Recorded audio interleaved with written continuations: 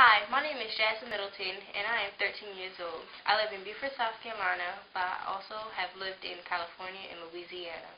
My family is the most exuberant kind of family that you could ever wish for. We are also friendly, kind, smart, and put together like glue. The best thing about my family is that they are most supportive of anything that you do. My daddy asked me to collect supplies for the kids over in Afghanistan. He sent a letter with a few pictures at first. The photos kind of got me wanting to make the project happen more than ever. I also wanted to let the kids there know that there are people who think about them and know that there is someone who cares. I want to inform everyone about how different Afghanistan is from our country and our freedom and the way of life. Afghanistan is in between the two countries of Iran and Pakistan, which is an important location because it links East and West Asia. The country is landlocked, which means there is not one area of border that touches water. The country is very mountainous, and the highest point is 24,557 feet above sea level. In comparison, Beaufort County at its highest point is only 50 feet above sea level.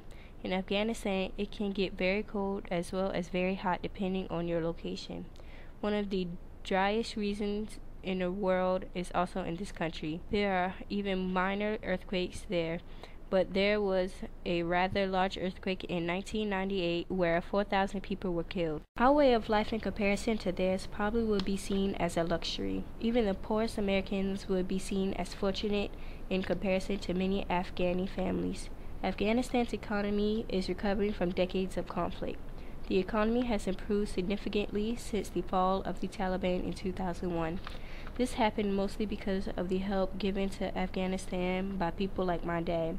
Afghanistan is extremely poor and very dependent on help from other countries such as the United States and neighboring countries.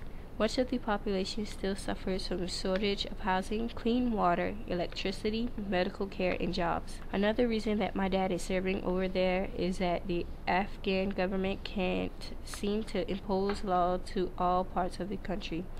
It will probably take the remainder of the decade and continuing donor aid and attention to significantly raise Afghanistan's living standards from its current level, among the lowest in the world. In doing some research about Afghanistan, I learned some surprising facts, and I would like to share these with you.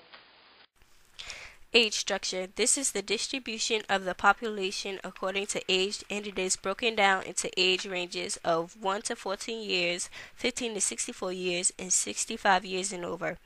Countries with young populations, high percentages under age 15 need to invest more in schools, while countries with older populations, high percentages, ages 65 and older, need to invest more in the health sector. Look at the age structure of Afghanistan. 44.5% of Afghanistan's population is younger than 15 years old. 53% of its population range from ages 15 to 64, and 2.5 is 65 years or older. What does this information tell you about the needs in Afghanistan? Here are some facts that I learned about literacy in the country. Only about 1/4 of Afghanistan's population can read and write. Of that, only about 1/10 represent women who can read or write.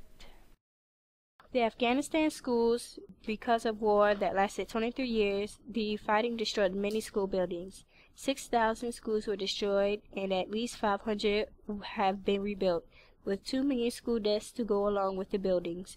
As of 2006, more than 4 million male and female students were enrolled in schools throughout the country.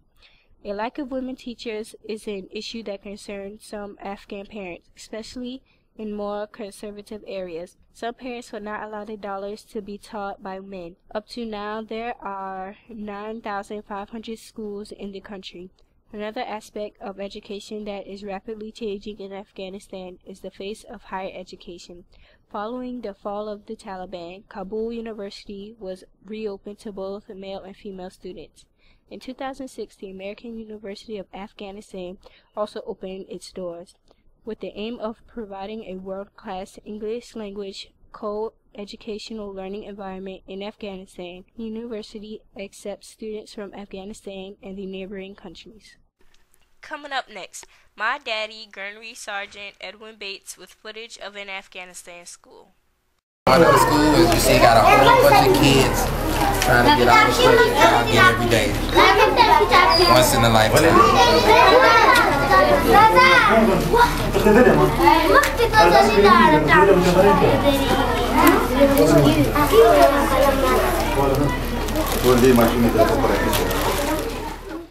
In the U.S., we expect to have news delivered to us in a timely fashion and for the most part enjoy it from a variety of sources.